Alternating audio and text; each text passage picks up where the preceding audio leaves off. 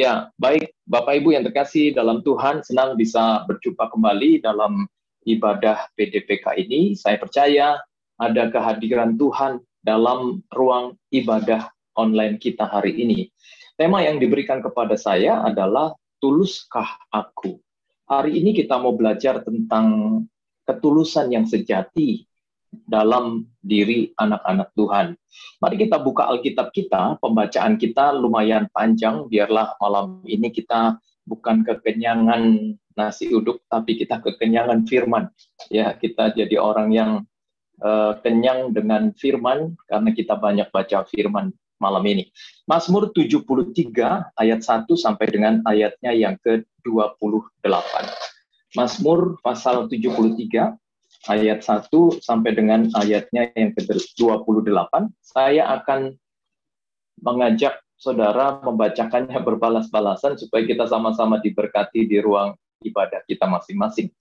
Demikianlah firman Tuhan. Saya mulai terlebih dahulu ayat yang pertama. Mari saudara perhatikan bagian firman Tuhan ini. Pergumulan dan pengharapan, Mazmur Asaf. Sesungguhnya Allah itu baik bagi mereka yang tulus hatinya, bagi mereka yang bersih hatinya. Silahkan. Tetapi aku sedikit lagi maka kakiku terpeleset, nyaris aku tergelincir.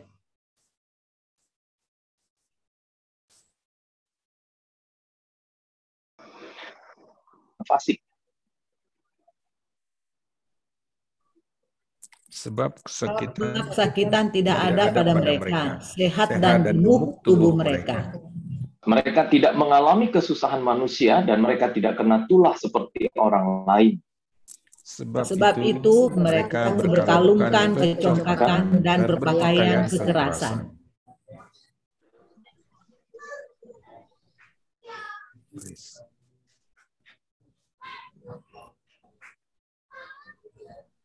Kesalahan mereka menyolok, hati mereka meluap-luap dengan sangkaan. Mereka menyindir dan mengata-ngatai dengan jahatnya. Hal pemerasan dibicarakan mereka dengan tinggi hati. Mereka membuka mulut melawan langit dan lidah mereka membual di bumi. Sebab itu orang-orang berbalik kepada mereka, mendapatkan mereka seperti air yang berlimpah-limpah. Dan mereka berkata, bagaimana Allah tahu hal itu? Adakah pengetahuan pada yang Maha Tinggi? Sesungguhnya itulah orang-orang fasik. Mereka menambah harta benda dan senang selamanya. Sia-sia sama sekali aku mempertahankan hati yang bersih dan membasuh tanganku tanda tak bersalah. Namun sepanjang hari aku kena tulah dan kena hukum setiap pagi.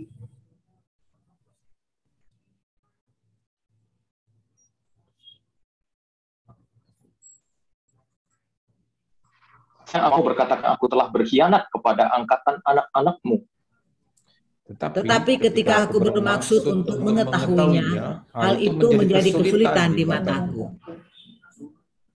Sampai aku masuk ke dalam tempat kudus Allah dan memperhatikan kesudahan mereka.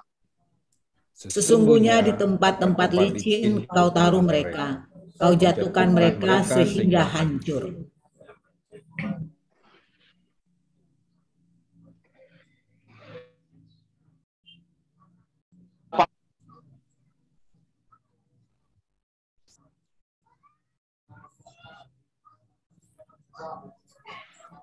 Tetap kedahsyatan.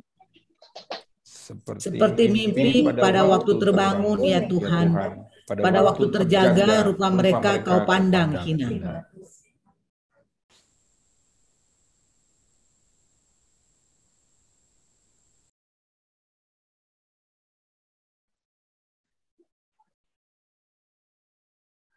Saya teruskan sampai selesai. Seperti mimpi pada waktu terbangun, ya Tuhan, pada waktu terjaga, rupa mereka kau pandang hina. Ketika hatiku merasa pahit dan buah pinggangku menusuk-nusuk rasanya, aku dungu dan tidak mengerti seperti hewan aku di dekatmu. Tetapi aku tetap di dekatmu, engkau memegang tangan kananku. Dengan nasihatmu engkau menuntun aku dan kemudian engkau mengangkat aku ke dalam kemuliaan. Siapa gerangan ada padaku di surga selain engkau? Selain Engkau tidak ada yang kuingini di bumi. Sekalipun dagingku dan hatiku habis lenyap, gunung batuku dan bagianku tetaplah Allah selama-lamanya. Demikian pembacaan firman Tuhan bagi kita pada malam hari ini. Jika ada saudara yang bisa memberikan respon, apakah suara saya terdengar dengan baik? Silahkan, satu orang. Bagus, Pak. Tadi aja putus-putus. Ya, puji Tuhan. Saudara, hari ini kita mau belajar tentang arti dari ketulusan sejati. Kalau kita perhatikan Mazmur Asaf ini yang terdapat dalam Mazmur 73 ayat 1 sampai ayat 28 inilah pembelajaran tentang orang yang tulus hatinya. Saya mau katakan buat saudara bahwa orang yang tulus itu tergolong orang yang hebat. Hanya orang-orang yang hebatlah yang tidak pernah membalas kejahatan dengan kejahatan.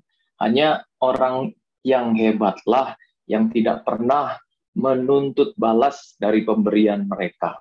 Hanya orang-orang yang hebatlah orang yang melupakan kesalahan orang lain dan tidak mereka-reka yang jahat kepada orang yang berbuat jahat kepadanya. Nah, berarti taruh dalam hidup kita bahwa kalau kita memiliki hati yang tulus, maka kita terhitung menjadi orang-orang yang hebat dan besar di mata Tuhan. Kenapa demikian? Karena Alkitab mengatakan, Tuhan itu, kata ayat yang pertama, baik bagi mereka yang tulus hatinya, bagi mereka yang bersih hatinya. Ada hati Tuhan yang tertarik untuk orang-orang yang seperti ini.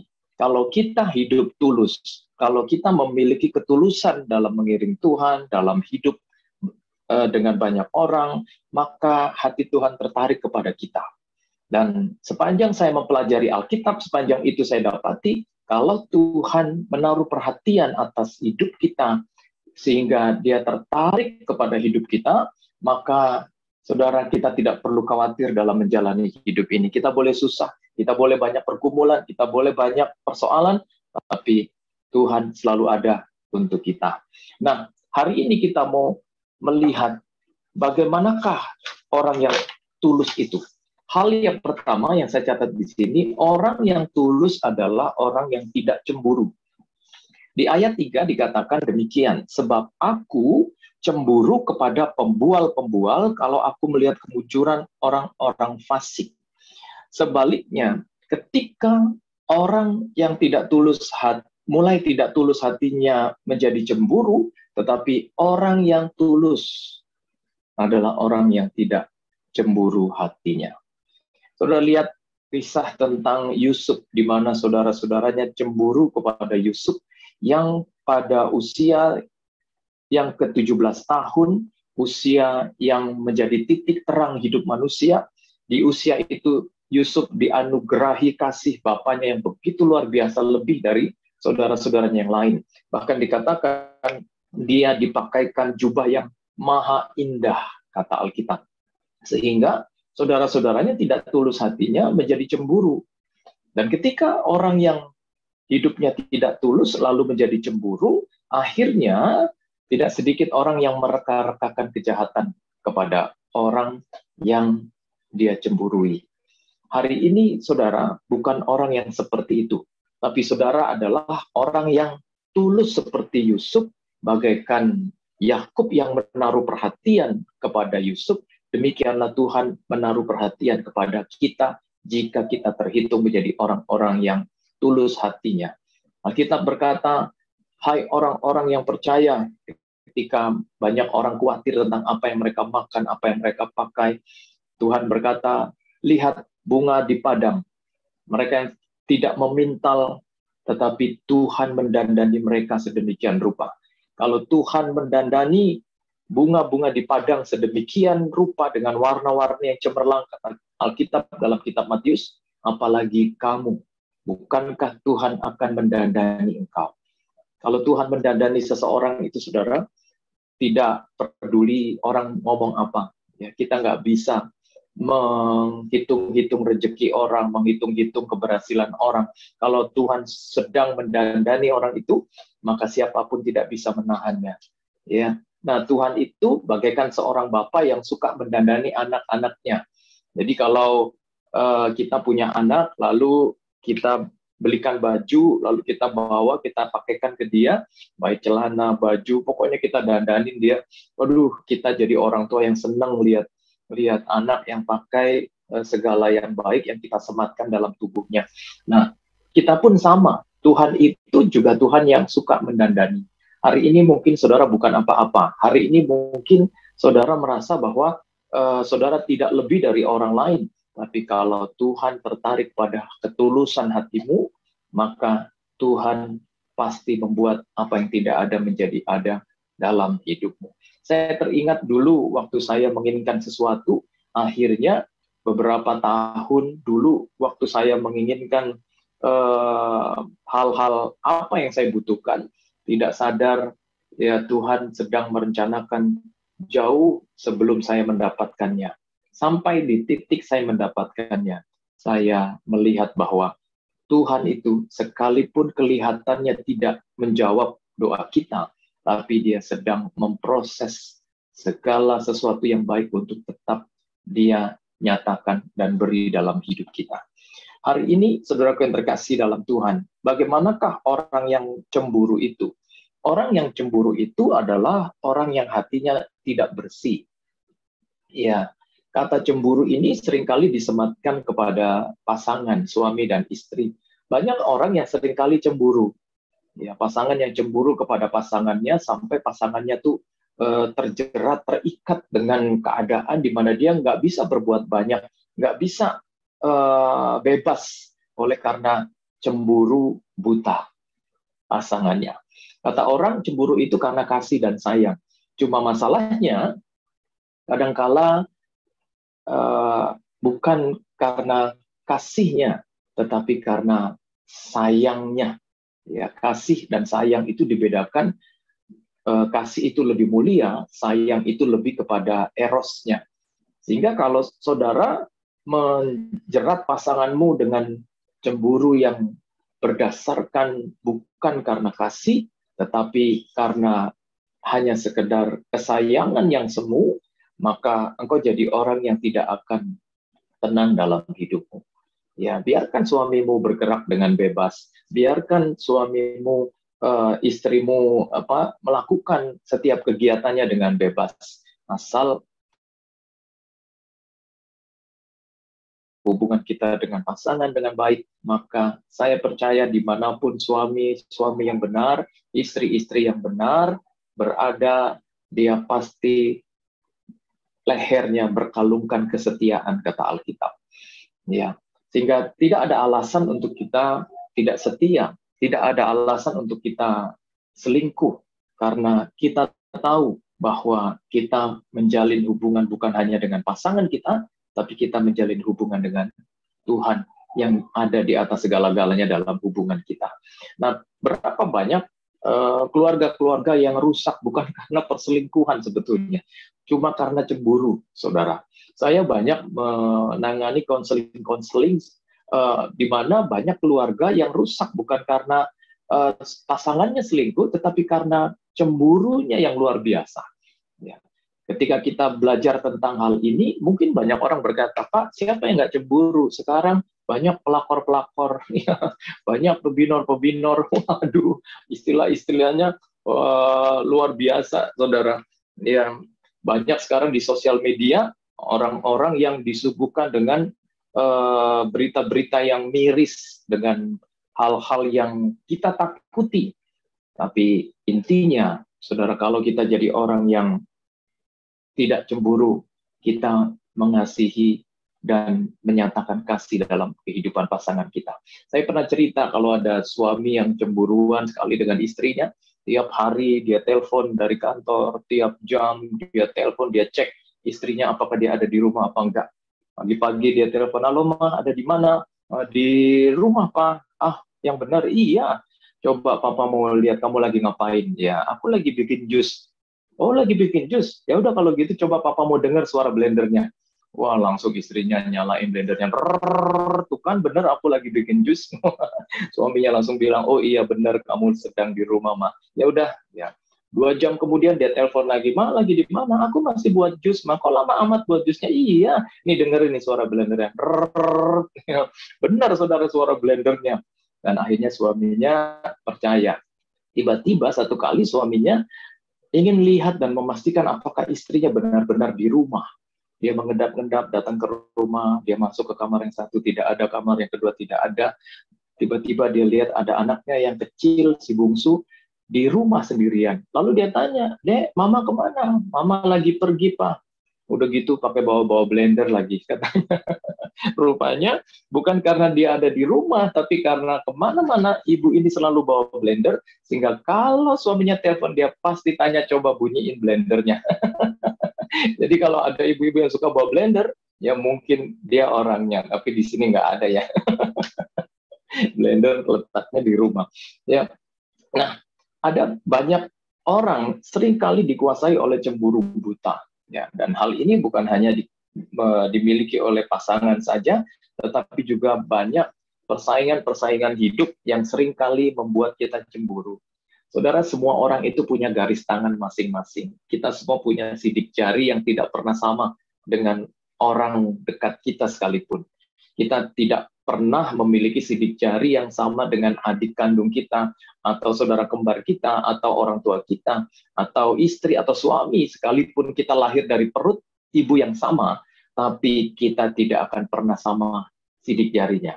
Apa artinya hal itu? Artinya adalah bahwa saudara dan saya punya kekhususan masing-masing. Rezeki saya tidak sama dengan Pak Rainer, rezeki saya tidak sama dengan Bu Weni. Bu Weni rezekinya tidak sama dengan Bu Teti atau Bu Lydia atau Pak Alan. Ya, kita semua punya rezeki masing-masing dan Tuhan memberikannya menurut ukurannya masing-masing. Sehingga kalau ada orang yang lebih berhasil dari kita, jangan cemburu. Saya selalu katakan kalau kita nggak kuat-kuat, ya lihat keberhasilan orang, jangan sering main sosial media. Kadang-kala kan kita kalau di sosial media, kita lihat teman makan apa di foto, makan ini di foto, minum ini, pergi ke Singapura di foto, kemana-mana di foto. Kalau kita lihat dia pergi ke Singapura sekali, kita langsung bilang, "Puji Tuhan dia ke Singapura rupanya." 2 kali dia pergi lagi ke Hong Kong, kita bilang, "Haleluya." 3 kali hati kita mulai panas. Kok ini orang ya, tiap kemana-mana selalu difoto gitu ya. Padahal saudara, saya mau bilang buat saudara, orang berhasil itu, orang sukses itu, sekalipun dia tidak sombong, dia akan kelihatan sombong. Ya. Coba saudara catat omongan saya ini. Sekalipun orang berhasil itu tidak sombong, tapi dia akan kelihatan sombong bagi orang-orang yang tidak siap menerima dan melihat keberhasilannya. Sehingga, saudara, mari saudara bisa menerima rezeki orang, tidak sama dengan rezeki kita. Bahkan bukan hanya hal itu, kemajuan-kemajuan kerohanian pun kadang tidak ada yang sama. Kita jadi orang-orang yang punya takaran masing-masing. Banyak orang berkata, ya kalau kamu dipenuhi Roh Kudus, ya kalau kita kilas balik di hari Pentakosta, banyak orang Kristen berkata, kamu harus bisa berbahasa roh. Karena tanda orang Kristen sejati itu adalah orang Kristen yang bisa berbahasa roh. Saudara, saya kemarin bilang kepada banyak jemaat bahwa kita harus bisa membedakan mana karunia roh dan mana buah roh. Karunia itu tidak wajib kita miliki. Di bahasa roh itu tidak wajib kita miliki karena itu adalah karunia.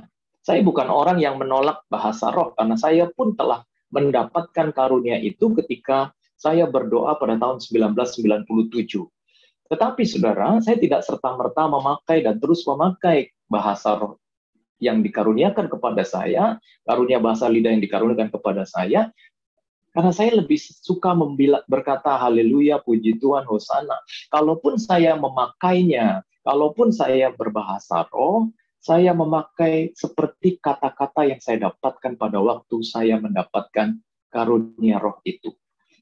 Sehingga jangan lagi saudara berkata, kalau kamu mau disebut orang Kristen sejati, orang Kristen yang mengalami kebauan rohani, kamu harus bisa berbahasa roh. Bahasa karunia itu bukan bisa atau tidak bisa, saudara. Sanggup atau tidak sanggup. Tapi kepada siapa dia dikaruniai. Tetapi kalau dikatakan buah roh, maka buah roh itu bukan karunia. Ya. Jadi kalau dikatakan karunia-karunia Roh Kudus itu tidak wajib karena kepada siapa Tuhan berikan. kepada Pak Renner, kepada Bu Weni, kepada Pak Alan, Bu Lydia, ya kita beda-beda karunianya. Tapi kalau buah roh itu bukan karunia lagi, tetapi itu sesuatu yang wajib, yang harus ada dan kita hasilkan dalam hidup kita. Kasih, sukacita, dan 9 buah roh ini harus timbul. Kalau kita mau mengecek kekristenan kita sejati atau tidak, kita cek melalui buah-buah roh dalam hidup kita. Apakah kita sudah menghasilkan 9 buah roh itu? Tanda-tanda kekristenan sejati adalah ketika orang Kristen itu menghasilkan buah. Dan ketika orang Kristen menghasilkan buah, maka disitulah titik kelahiran barunya. Sebetulnya, saudara, kalau saudara tidak memasuki tahap di mana saudara lahir baru, saudara bukan Kristen sejati. Kenapa demikian? Karena saudara yang tidak lahir baru adalah gambaran orang Kristen yang beragama, bukan Kristen yang beriman dan percaya dengan sesungguhnya dalam kesejatian saudara. Karena bisa saja kekristenan kita ada hanya karena warisan agama orang tua. Saudara, seringkali letak geografis itu kan mempengaruhi agama seseorang. Kalau saudara lahir di Arab, mungkin agama saudara bisa saja Muslim. Kalau saudara lahir di Tibet, mungkin agama saudara bisa Buddha. Kalau saudara lahir di India, mungkin presentasenya yang besar saudara bisa beragama Hindu. Ya, tetapi kalau saudara lahir oleh karena warisan agama orang tua saudara, biarlah ini bukan menjadi cara saudara untuk aman dan merasa menjadi Kristen sejati. Kekristenan sejati itu adalah ketika orang Kristen itu masuk dalam titik kelahiran barunya dan menghasilkan buah, sehingga dia bisa berkata, saya telah menemukan jalan Tuhan, bukan karena orang tua, bukan karena agama warisan, tapi saya berjumpa dengan Tuhan secara pribadi dalam jalan hidup saya. Lalu saudara, yang kedua, saya catat di sini, bagaimanakah orang yang tulus itu? Orang yang tulus itu adalah orang yang selalu percaya bahwa apa yang dia lakukan tidak sia-sia. Saudara bisa lihat pada ayatnya yang ke-13 dalam Mazmur 73 ini. Ayat 13 dikatakan, sia-sia sama sekali aku mempertahankan hati yang bersih dan membasuh tanganku tanda tak bersalah. Saudara, kalau orang yang jatuh dalam hal yang menunjukkan hidupnya tidak tulus, dia akan merasa bahwa sia-sia semua yang aku lakukan. Tetapi orang yang tulus adalah orang yang tahu bahwa apa yang dilakukannya tidak akan kembali dengan sia-sia. Saya selalu katakan, kebaikan itu adalah investasi yang tidak pernah gagal. Kalau saudara melakukan kebaikan, percayalah bahwa kebaikanmu satu saat akan kembali. Ya, satu saat kebaikanmu menjadi kebaikan yang diperhitungkan Tuhan. Kalau saudara baca dalam Mazmur pasal 56 ayatnya yang ke-9, di sana dikatakan demikian. Sengsaraku, engkaulah yang menghitung-hitung, air mataku kau taruh ke dalam kirbatmu. Bukankah semuanya telah kau daftarkan? Saudara, orang yang tulus hatinya tahu bahwa apa yang dilakukannya di dalam Tuhan tidak akan kembali dengan sia-sia. Tuhan menghitung, Tuhan mendaftar apa yang engkau lakukan dalam tiap langkahmu. Kalau Tuhan menghitung-hitung, Tuhan mendaftar semua yang kita lakukan, satu kali Tuhan pasti memberkati kita. Ya, kalau kita pelajari kata kebaikan Tuhan itu, kalau saudara baca di dalam kitab Mazmur, di sana dikatakan, alangkah limpahnya kebaikanmu ya Tuhan, yang telah engkau limpahkan kepada orang-orang yang mengasihi engkau. Mazmur pasal 30, ayatnya 31, ayatnya ke-20 dikatakan, alangkah limpahnya kebaikanmu yang telah kau simpan bagi orang yang takut akan engkau. Saudara, bahasa yang dipakai adalah kau simpan. Dalam bahasa sederhananya, bahasa aslinya ini seperti tabungan. Dihitung oleh Tuhan, didaftar oleh Tuhan, segala kebaikan yang kita lakukan, satu saat kalau kata yang kau simpan ini bagaikan tabungan, maka bagaikan saudara menabung di bank, satu saat Entahkah saudara yang mencairkannya, ataukah Tuhan yang mencairkannya bagi hidup saudara. Satu saat kebaikan Tuhan itu pasti cair dan dicairkan bagi kita. Karena dia menyimpannya. Mazmur 56 ayat 9 ini dikatakan, sengsaraku engkau yang menghitung-hitung. Air mataku kau taruh dalam kirbatmu. Bukankah semuanya telah kau daftarkan? Jadi air mata, kesungguhan, ya, saudara dikecewakan, saudara ditinggal, saudara jadi orang yang mungkin nggak dianggap karena mungkin saudara belum selevel. Tuhan perhitungkan, Tuhan catat, satu saat Tuhan pasti menganugerahkannya kembali kepada saudara. Ya, orang yang tulus adalah orang yang tidak memandang apa yang dilakukannya menjadi sia-sia. Saudara perhatikan dalam pembacaan firman Tuhan ini. Ketika Asaf melihat orang-orang yang melakukan kejahatan, Asaf melihatnya sebagai sesuatu yang membuatnya cemburu. Asaf melihatnya sebagai sesuatu yang kadang-kadang dia berkata, sia-sia juga ya aku hidup lebih jujur. Sia-sia juga ya aku hidup lebih sungguh-sungguh. Kok kayaknya orang-orang yang nggak sungguh-sungguh, orang yang nggak takut Tuhan, hidupnya lebih gemuk, hidupnya lebih enak. Mereka selalu menikmati hidup, ya nongkrong sana, nongkrong sini, ya hidupnya seperti baik-baik saja, saudara. Kadang-kala kita jadi orang-orang yang tertipu kalau kita melihat manusia. Saya selalu katakan kepada banyak orang, kalau kita lihat orang fasik, jangan lihat sekarang, lihat ujungnya. Ya, tidak ada masa depan bagi orang fasik. Yang ada, kata Alkitab, adalah masa depan bagi orang yang benar. Berkat itu, kata Alkitab, ada di atas kepala orang benar. Kalau berkat itu ada di atas kepala orang benar, maka kemanapun kita pergi, pasti Tuhan menaruh perhatian atas setiap apa yang kita lakukan. Lalu kemudian ketika Asaf melihat hal itu, ketika dia memperhatikannya, ayat 16 dan 17 dalam Mazmur 73 ini berkata, tetapi ketika aku bermaksud untuk mengetahuinya, hal itu menjadi kesulitan di mataku. Sampai aku masuk ke dalam tempat kudus Allah dan memperhatikan kesudahan mereka. Sesungguhnya di tempat-tempat licin kau taruh mereka, kau jatuhkan mereka sehingga mereka hancur. Betapa binasa, ayat 19, mereka dalam sekejap mata lenyap habis oleh karena kedahsyatan. Saudara, kadang kita bisa terkecoh melihat apa yang orang-orang fasik lakukan, orang-orang yang tidak benar lakukan. Tapi sampai kita seperti Asaf tiba di hadirat Tuhan, lalu kita menghitung-hitung dan merenungkannya, maka kita baru sadar, sesungguhnya seperti Asaf berkata, Tuhan menaruh mereka di tempat-tempat yang licin, yang gampang jatuh, yang gampang tergeletak. Dan sesungguhnya kata Alkitab, betapa binasa mereka dalam sekejap. Ya, saudara beruntung, ada banyak pahala yang kita dapatkan sebagai orang-orang yang tulus. Ada banyak anugerah yang akan kita dapatkan dan pasti kita dapatkan sebagai orang-orang yang tulus.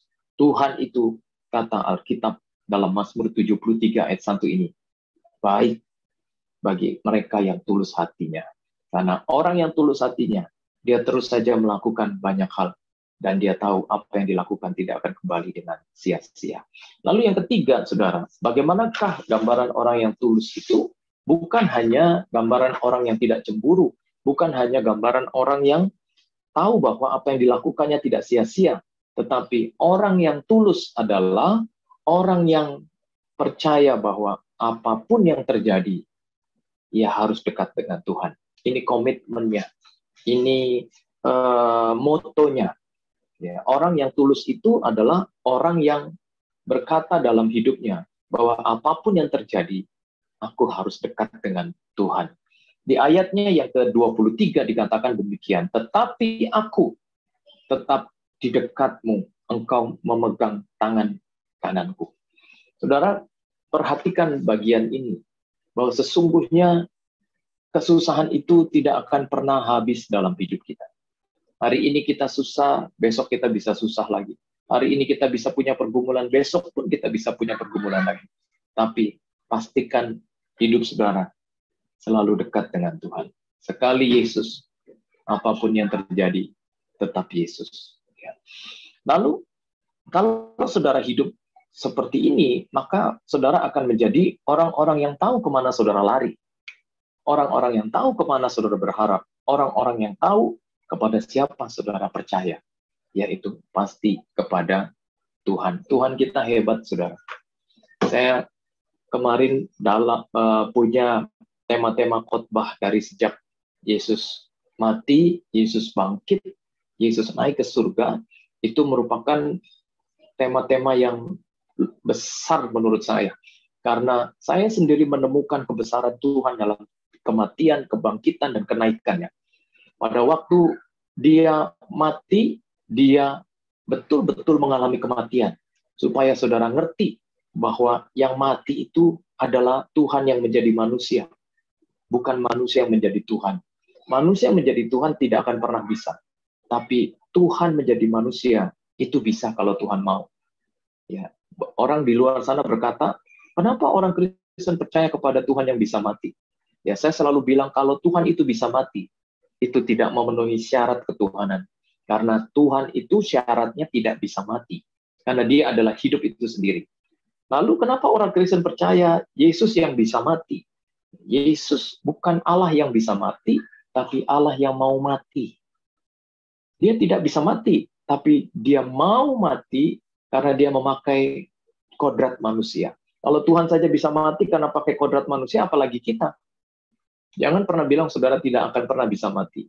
Satu kali kita mati beneran, kita baru bilang rupanya aku bisa mati juga ya. Cuma kan udah terlambat, saudara. Banyak orang berkata bahwa saya pasti sehat, saya pasti tidak akan pernah bisa mati. Hidup manusia itu kata kitab Mazmur bagaikan bayang-bayang yang berlalu. Sebentar kelihatan, sebentar tidak kelihatan. Sehingga kalau saudara mau memperbaiki diri, sekaranglah waktunya. Karena kadang kalau kita tunggu nanti, kadang nanti itu bukan milik kita. Kalau kita nunggu besok, kadang besok pun seringkali bagi banyak orang bukan milik kita. Karena ajal itu tidak menunggu sadarmu, maut itu kadang tidak menunggu tobatmu. Ada orang yang belum tobat, tiba-tiba maut sudah datang. Nah, orang-orang yang tulus hatinya mengerti tentang hal ini. Ketika Asaf berkata bahwa aku akan tetap dekat di dekatmu, ya Tuhan, Asaf percaya bahwa ketika dia memiliki komitmen seperti itu, Tuhan akan menuntunnya. Ayat 24 dikatakan, dengan nasihatmu engkau menuntunku, dan kemudian engkau mengangkat aku ke dalam kemuliaan. Kalau ada orang yang tulus hatinya, dia mengasihi Tuhan di atas segala-galanya. Dia menjadikan Tuhan tujuan, dia menjadikan Tuhan alasan, dia menjadikan Tuhan pusat perhatiannya, dan tidak ada yang lain.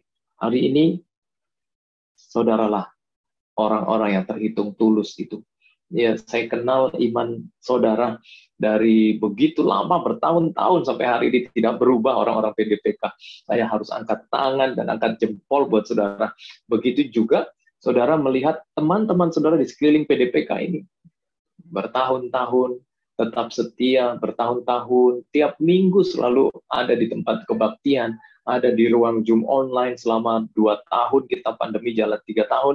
3 tahun kita jadi orang-orang yang melihat kesetiaan kita tidak berubah, ketulusan kita tidak berubah.